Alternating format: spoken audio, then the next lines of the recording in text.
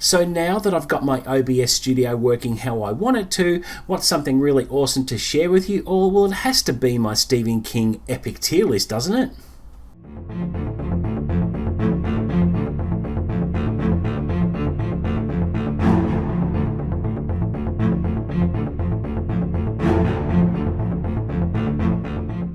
What's up guys, and welcome back to the channel. You're with Chris, and today I'm super excited to be finally doing my Stephen King tier list, where I'll be ranking all of the 70 odd books of his that I've read over my lifetime.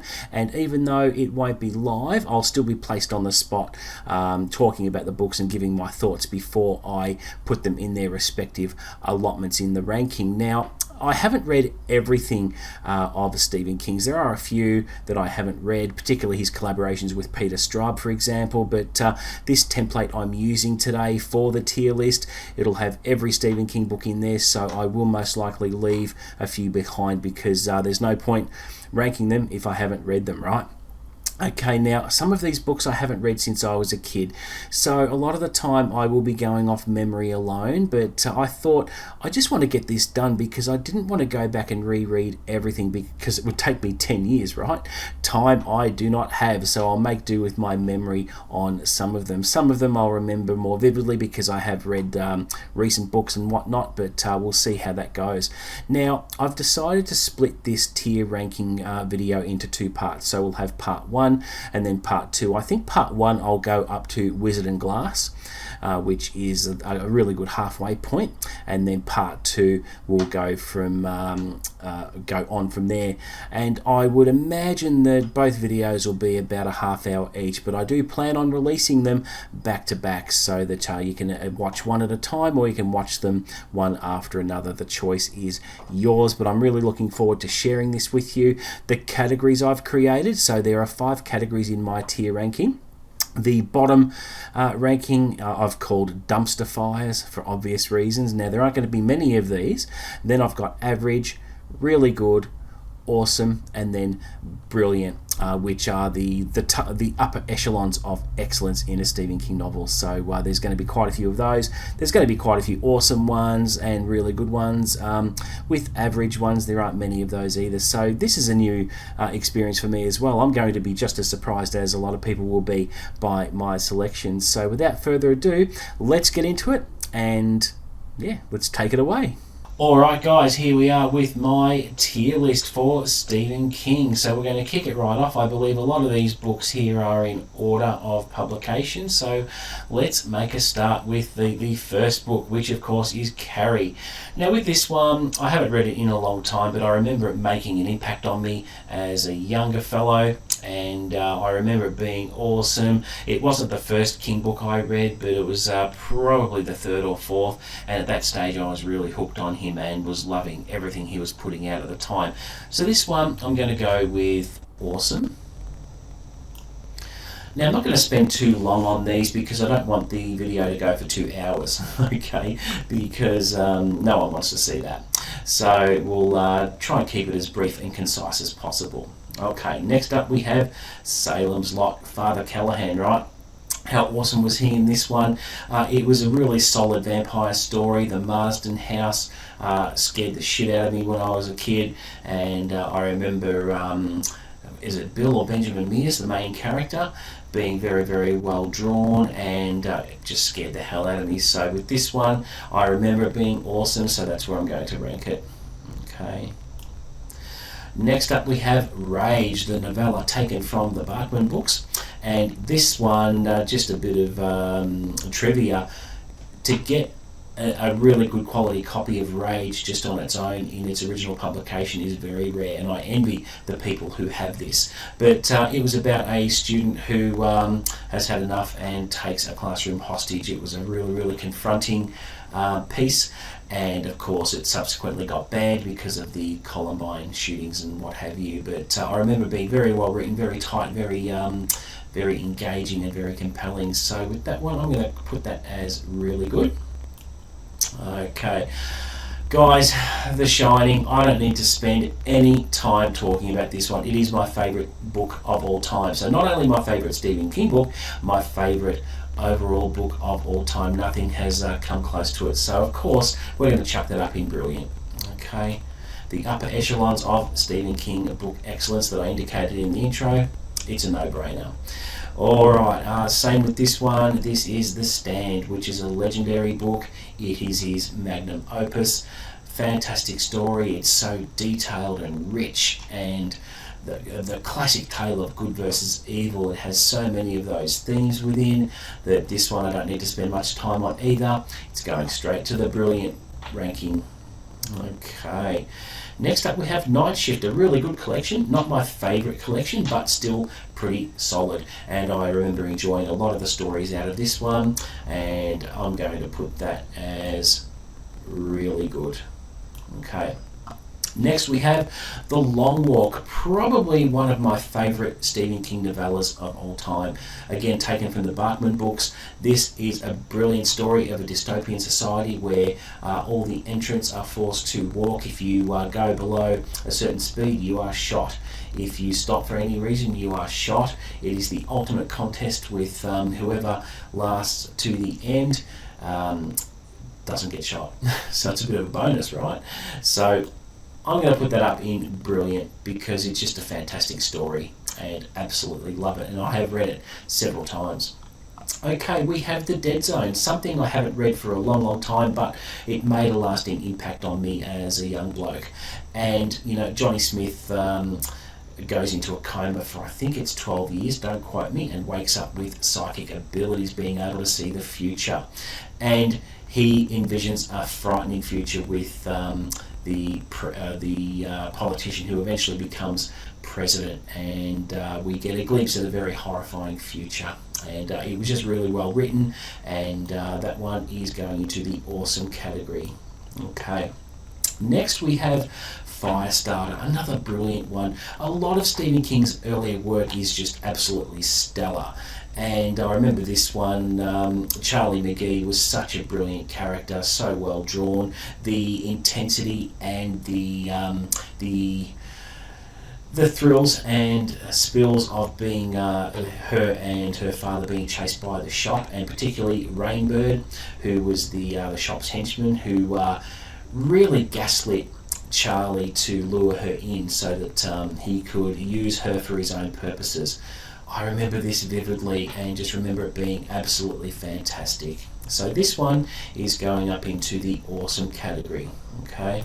Next up we have Danse Macabre. This one, I remember reading it, but non-fiction, you know, it was just all about the horror genre in general. I remember reading through it and not really enjoying it that much. So with this particular one, it's not exactly a dumpster fire, but I'm going to put this one in average. Okay. Alright, next one we have is Roadwork, again taken from the Bachman books. I don't remember a lot of this one. I remember it being okay, but I don't remember it standing out to me. You know, I haven't read it in a while, and I remember it being fairly average in my opinion, so I'm going to class it as average, that particular one. Okay, we have Cujo. Now, this is written around the same time as The Dead Zone and the Firestarter. It's his brilliant earlier stuff. A killer dog infected by rabies terrorising young Thad Beaumont and his mum in the dooryard of Sheriff Bannerman. Oh, was it Bannerman's dooryard? I'm not sure, but Sheriff Bannerman certainly has a run-in with Cujo, and not in a very good way. So with that one, I'm going to put that right up there with his earlier stuff, the previous books, The Dead Zone and Firestarter. It's going into awesome. Okay. The Gunslinger, the start of Stephen King's epic fantasy masterpiece. You know, when I read this, I was absolutely captivated by it. I've read it a few times in my life, and it's just the perfect starting point for the Dark Tower saga. And, you know, my favourite part in it is the gratuitous violence that comes from Roland shooting all the residents of Tull. The Battle of Tull, boom, boom, boom, bang, bang, bang with his 6 shooters. Every one of the residents goes down, and the descriptive imagery within the book is fantastic. It has probably the most famous opening line ever. The man in black fled across the desert, and the gunslinger followed. This one is held in high regards amongst the fan base, and it's going straight to the top of brilliant. Okay, The Running Man, don't need to spend much time on this one. Whilst the pacing was really good in terms of, I think it was split up into chapters that had the remaining countdown left, which is a good plot device for creating suspense and thrills, but I remember it being fairly average in my opinion, so it's going into the average ranking. Okay, now we have different seasons. Now, I haven't read this in a long time, so I don't remember too much of it. Obviously, it has the body, which went on to inspire the movie Stand By Me. It has Rita Hayworth in Shawshank Redemption, and Apt Pupil, which was a brilliant story as well. I'm going to put this one as, I remember it as being really good, so I'm going to pop it in there. Okay. Pet Sematary, again another classic early example of Stephen King's brilliant work. I remember this scaring the shit out of me as a kid. I haven't been game enough to read it since, and I have to look at reading it again. So I'm going to have to grow a set and pull it out, because what people have said about it when they've read it as young people and they become parents, reading it again, it marks you in a whole different way. But I remember it scaring the shit out of me, remember it being awesome, having nightmares. It's going straight to awesome. Okay, Cycle of the Werewolf I'm going to leave because I've never read it. Okay, next one we come to is Christine. Now, this is the first book I ever read that sparked my lifelong love of Stephen King's work. I found it when I was 15 and absolutely loved it. And I don't need to dwell on this one too much, and I'm going to put it straight up into the awesome category. Okay, next up we have the Talisman with Peter Stra. I haven't read that one yet, so I can't rank it. Okay, Eyes of the Dragon, I remember reading this one about, it's one of the first earlier examples of Stephen King's multiverse where the dark, the walking dude, or Randall Flagg from The Stand actually makes an appearance as this one as Flagg, the evil wizard. And I remember enjoying it a lot, and I'm going to put that one into really good. Okay. Next one is Thinner, a fantastic short novel that I read recently. I think I reread it last year and absolutely loved it. I like how the chapter headings were Billy Halleck's weight going down. I really enjoyed Janelli, his mobster friend, in the book. He was a really good character. Just the nightmarish premise of being cursed by a gypsy and having to pass on that curse later on.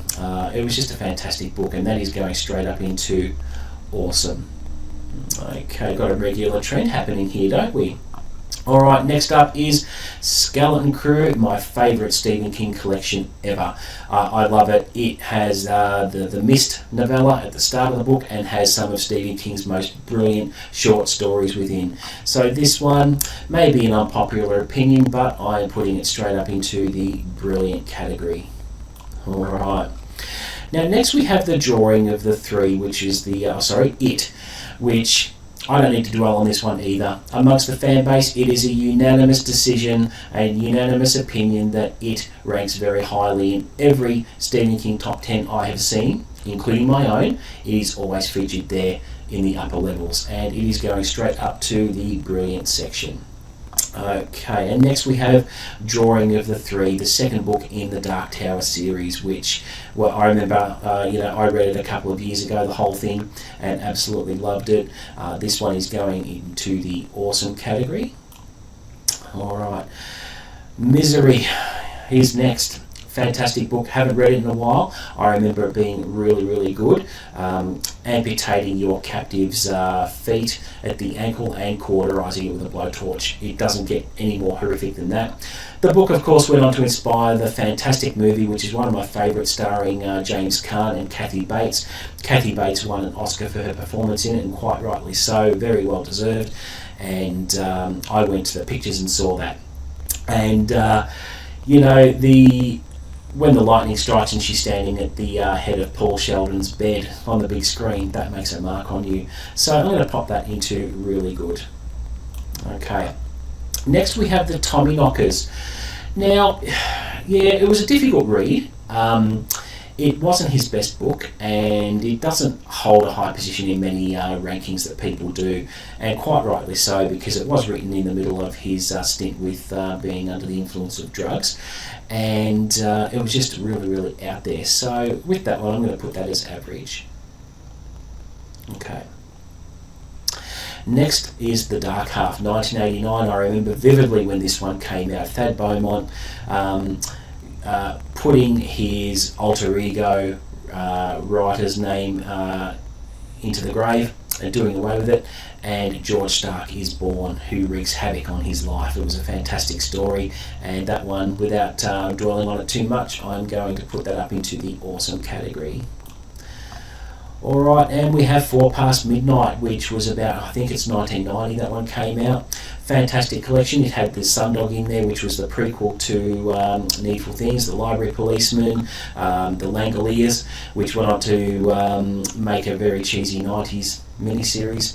I remember that quite well, and frightening stories in here, guys, and I'm going to class that as really good. Okay.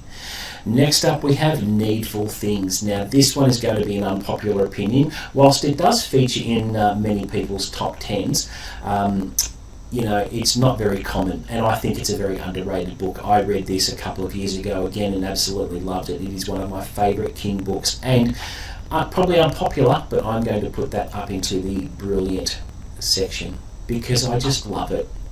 Okay, next we have The Wastelands by Stephen King, the 3rd book in the Dark Tower series. Don't even need to spend much time on this one. It is a brilliant book, a brilliant entry into the series, and it's going straight up to the awesome category. Okay, next we have 1991's Geralds Game. Now this one was a very short read, but a very impactful read. It was so frightening. You know, I forget her first name, but she gets chained to a bed and her husband has a heart attack, and the nightmares she goes through. The cabin is open to the elements and nature, and it is just really, really frightening, and that one is going straight up to the really good section. Okay, Dolores Clayborn came out around the same time as Gerald's Game, and I remember this one being quite good, but the thing that turned me off a little bit was it didn't have any chapters. I'm a chapter guy. I like to have chapters in books and stopping points, and I remember being annoyed by that, but the whole story is really, really good, and that one is going up to the really good section. Okay, I don't have any dumpster fires yet, do I? Which is surprising. Here we have another collection, which is Nightmares and Dreamscapes, which is another collection of Stephen King's, and there are a lot of stories in here that are great, and I remember enjoying it immensely, and some of the stories made a real impact on me. So that one is going straight up into really good. Okay, we're almost at the halfway point, guys, with part 1 almost finished. Okay, we have Insomnia next. Now this one was, it's a chunker of a book. It's very detailed. It is set in Derry, and it explores very heavy multiverse Dark Tower themes, and it's how I forget the character's first name, but he begins to see the low men in yellow coats and these beings who cut the strings off people's lives, and I don't know too much about it, but I remember it being okay, so I'm going to put that in the average section. Okay, Rose Matter is next, and this is a mind trip of a book. It explores heavy triggering themes like family violence and the magic realism of this painting that the main character buys, and things that happen there, and how her violent husband gets lured into this little mini universe and ultimately meets his fate. So I remember that being really good, and I'm going to put that up into the really good section. Next up here we have Desperation, which I remember when it came out that everyone kind of liked it, but I actually didn't enjoy this one, so I don't need to think about this one too much, and that one is going straight into the average section. Okay, And we have The Green Mile next, which I can't rank because I haven't read it. Shame on me. It is one I still have to read, so hopefully I will get to that one day soon. And finally, to close out part one, we have Wizard and Glass, which is my favourite entry into the Dark Tower series. I absolutely love this one. It is a chunker of a book, but it explores Roland Deschain's backstory in a lot of detail. It entails his love for Susan Delgado and the ultimate tragedy that shapes him as the man he becomes in the other books. And it is just so thorough, and I've read it about 4 times and I absolutely love it, and can't wait to read it again. So that one is going up into the brilliant section. And there we go. So we haven't had any dumpster fires yet, so give it time. I'm sure there'll be 1 or 2. I know one in particular that will make that ranking slot. But thank you very much for watching part 1 of my epic Stephen King tier list, and I will join you soon for part 2. Cheers! So there you go, guys. Part 1 is done for my tier list ranking. I will see you in part 2 very shortly. Thank you very much for watching this. If you've got any feedback or any opinions on my selections, please share them with me, and I'll always engage with you about that. But until part 2, guys, I'll see you later.